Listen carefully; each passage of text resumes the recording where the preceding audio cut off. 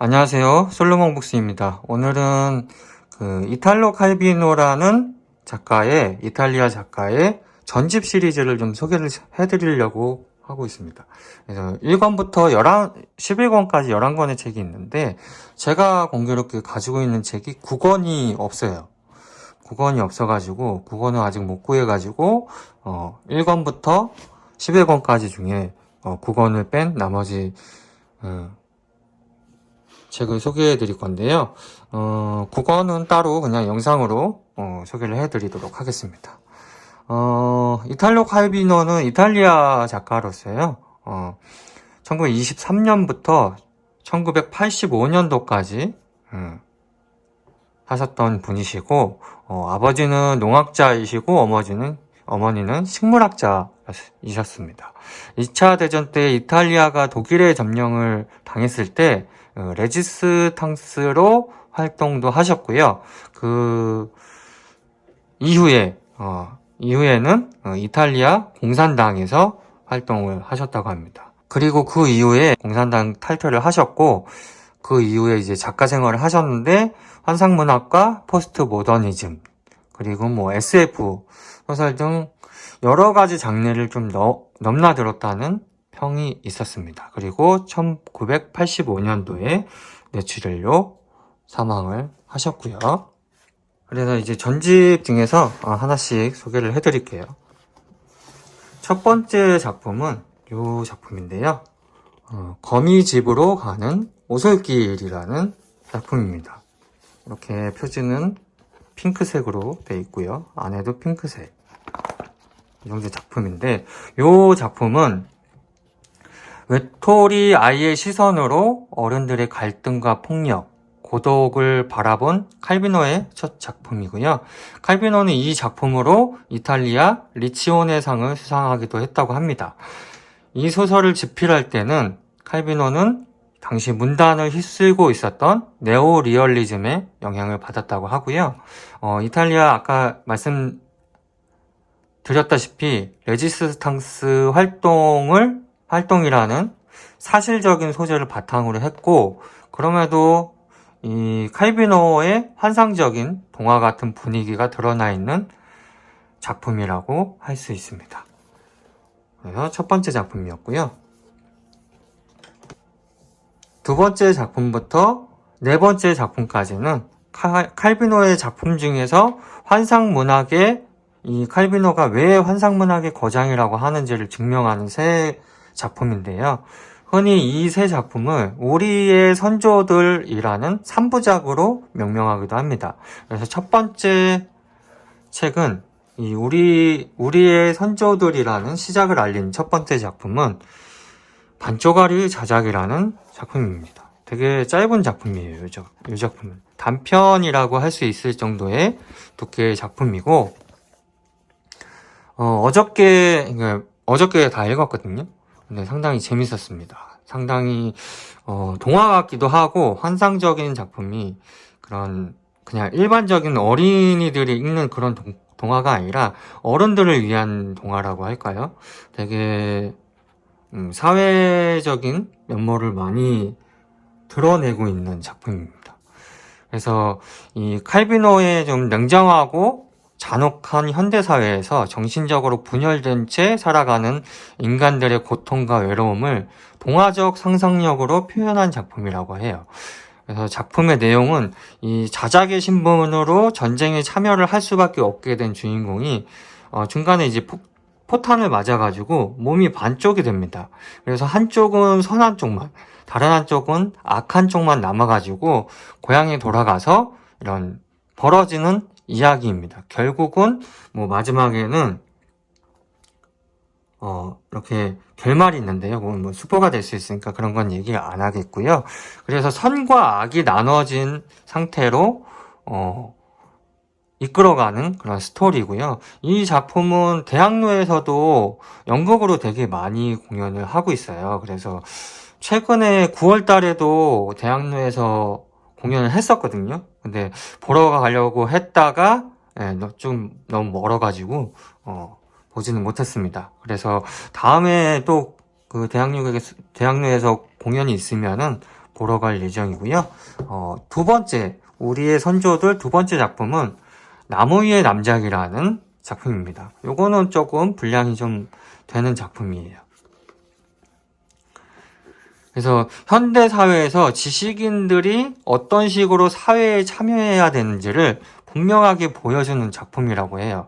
그래서 여기에 나오는 이제 주인공인 코지모라는 주인공이 있는데, 탐험가, 발명가, 혁명가의 삶을 살면서 고집스럽고 가혹한 의지로 자신의 완벽성을 실현해 나가는 인물이거든요. 그는 이제 12살 때에 누나가 만든 괴상한 달팽이 요리를 먹으라는 아버지의 강요에 그 아버지하고 좀 싸운 뒤에 평생을 나무 위에 올라가서 살게 됩니다. 이거는 이제 아버지와 싸워서 나무 위에 올라갔다라는 이유는 표면적인 이유였고요. 그는 이미 권위적이고 시대에 뒤처진 아버지로 대표되는 귀족 사회의 환멸을 느끼게 된 거죠. 그래서 나무 위에 올라간 이 주인공 코지모는 인간 사회의 여러 가지 문제를 나무 위에서 거리를 두고 바라보면서 명확한 비전과 해결책을 찾기 시작합니다. 그러면서 현실 정치에도 깊이 관여를 해서 프랑스 혁명을 사람들에게 널리 알려서 귀족과 공화국의 폭정에 대항을 하게 됩니다. 그 과정에서 아버지와 가족들과의 관계도 좋아지고 마지막에는 일생일대의 운명적인 사랑을 만나는 스토리로 연결되는 작품입니다. 우리의 선조들 마지막 세 번째 작품이고요. 존재하지 않는 기사라는 작품입니다.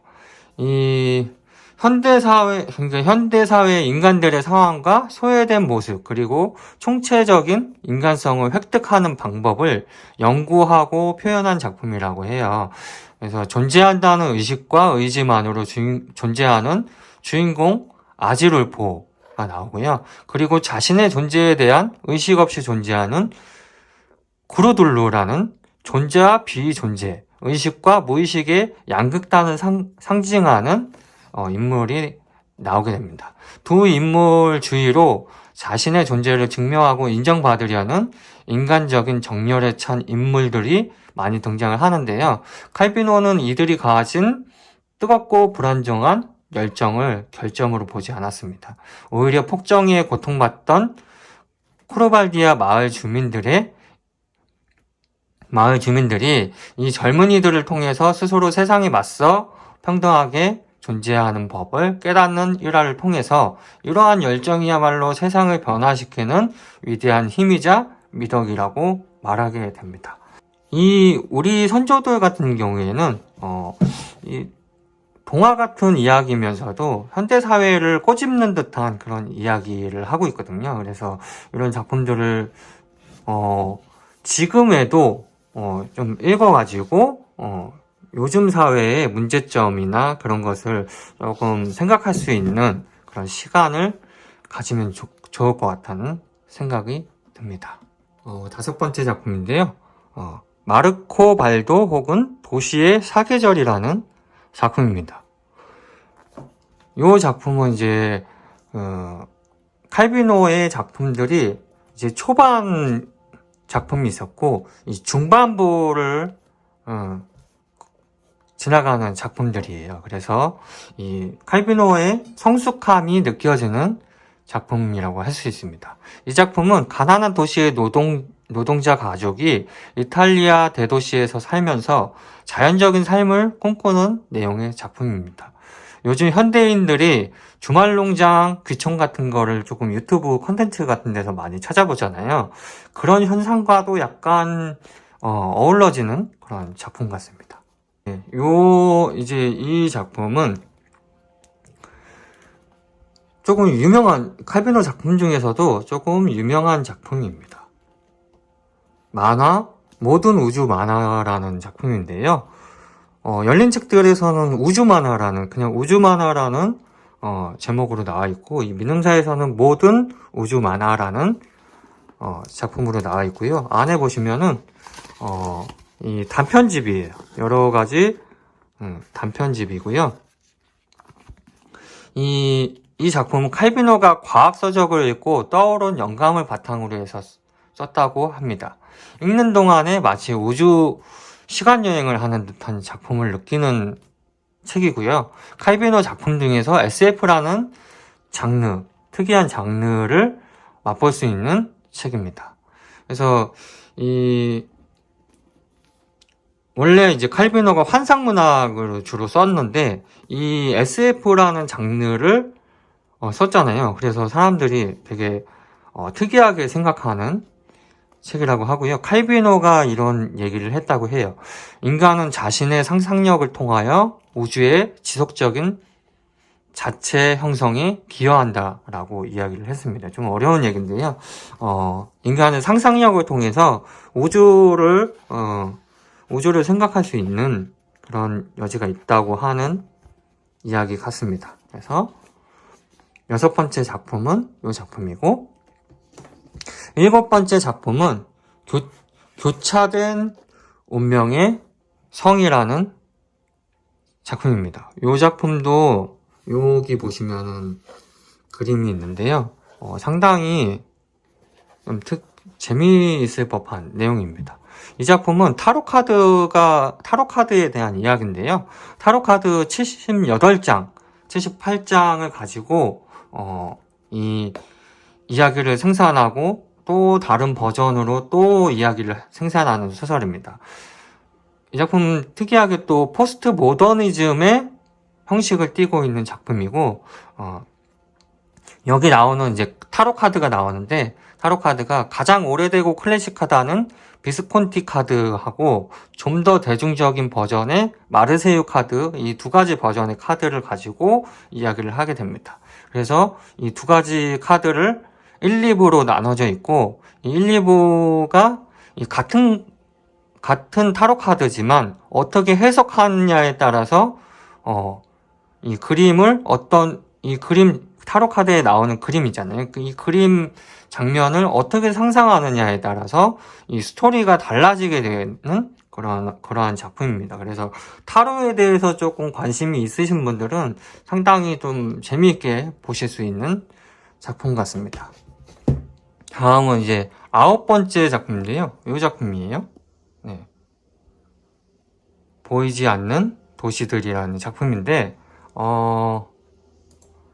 보이지 않는 도시들은 그 주인공 마르코 폴로라는 사람이 나오는데, 이 마르코 폴로가 황제 쿠빌라이 칸에게 그동안 자신이 여행하면서 방문한 도시들에 대해 이야기하는 스토리로 풀고 있는 작품입니다. 거기서 나온 도시들은 현실에도 존재하지 않고 시공간을 초월해서 등장하는